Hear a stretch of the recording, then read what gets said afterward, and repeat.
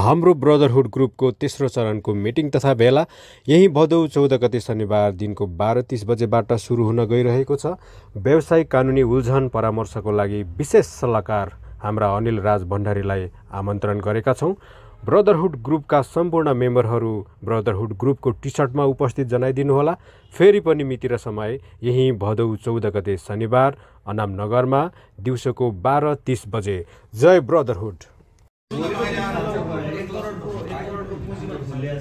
अब स्टकमा छ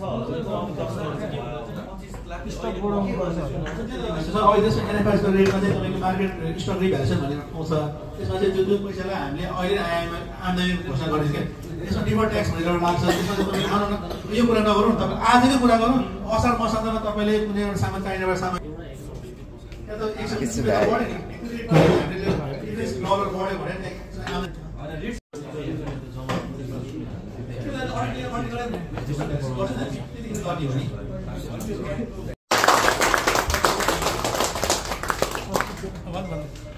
जस्तै त्यो हामीले जुवान दाइले भन्नुभयो नि होइन। अब जस्तै 50 लाखको अहिले हामीले स्टक ल्याएर दर्ता गरेको छौँ भने पछि अब त्यो 1 करोडको भयो भने त्यसलाई हामीले फेरि स्टक बढाएर दर्ता गर्नु पर्यो श्री गवर्नर उहाँलाई स्टेजमा एकचोटि आइदिनु होला। उहाँलाई टी-सर्ट वितरण गर्नको लागि हाम्रो दिपेन्द्र रसाइलीज्यूलाई मैले अनुरोध गरेँ।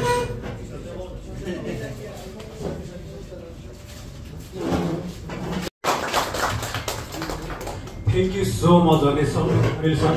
हजुरको उपस्थिति र प्रेजेन्टेसनले हामीलाई पक्कै पनि टेवा पुगेको छ, सहयोग पुगेको छ भन्ने हामीले विश्वास गरेका छौँ।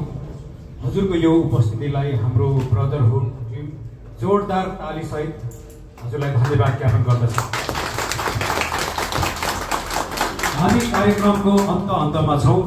कार्यक्रमको अन्तमा हामी कतिपय नयाँ मेम्बरहरू जोडिनु भएको छ। विश्वासजी यसको बारेमा केही कुराहरू राख्नु होला। ब्रदरहुड नेपाली के भन्छ?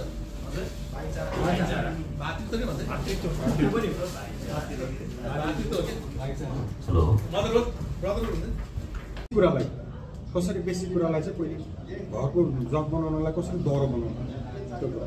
घरको जग दह्रो बनाउनलाई पहिले सबैभन्दा पहिले दर्ता प्रक्रिया छ, यो दर्ता गर्नु पर्यो। त्यस पछाडि हामीले देशव्यापी रूपमा काम गर्न सक्छौँ। कुनै एउटा विकट गाउँमा गएर हामीले त्यहाँनिर सेवा गर्न सक्छौँ। त्यसको लागि पनि त हामीलाई त नि अब हतियार त चाहियो। अब गाडी कुदाउने कुनै ठाउँमा हामी जाने बित्तिकै स्थानीय सरकारलाई पहिला खबर गर्नु पर्यो पहिलो कुरो। किनकि ब्रदरहुड ग्रुप यसरी आउँदैछ, त्यहाँको स्थानीय हामीले गर्न सक्ने सहयोग हामी गर्छौँ भनिसकेपछि उनीहरू त्यही हिसाबले काम गर्छ।